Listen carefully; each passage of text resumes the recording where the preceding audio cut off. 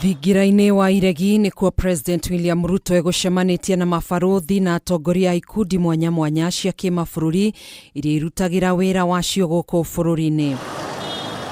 Na harĩ ndũmĩrĩri yake ya oro mwaka kũrĩ mabaruthi aya, Ruto nĩugĩte bũrũri wa Kenya ũrĩ muhari-ini wa mbere gutigirira ni wanyitanĩra na mabũrũri marĩa mangĩ kũhukia bara na ithagathago iria igũmĩire bũrũri wa DR Congo. Over the years, we have played a key role in mediating conflicts and addressing some of the most complex security challenges in our region. Ruto nĩeranĩire bũrũri wa Kenya gũkorwo kĩnyita itemi nene harĩ kũgacĩrithia thayũ mabũrũri-inĩ marĩa magũmagĩrwo nĩ bara na ithagathago, kuona Kenya nĩ bũrũri ũngĩhokeka mĩhang'o-inĩ ya gũcokereria thayũ. Kenya remains a reliable partner in regional and international peace and security efforts.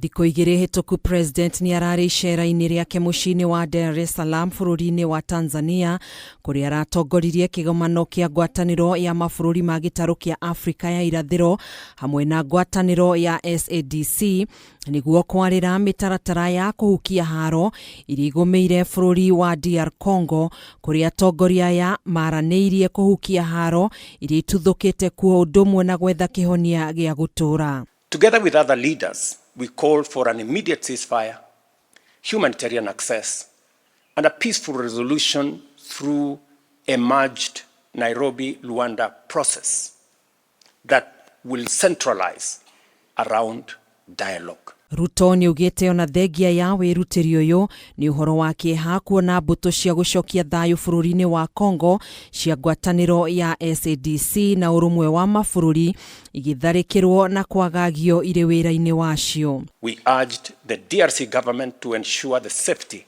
of diplomatic staff and peace missions.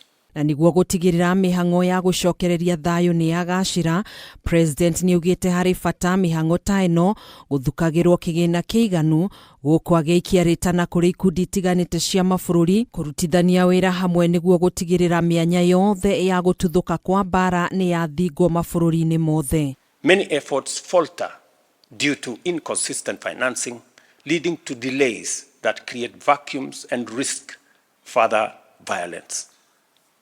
To prevent this, we must establish a structured and predictable mechanism for funding peace initiatives.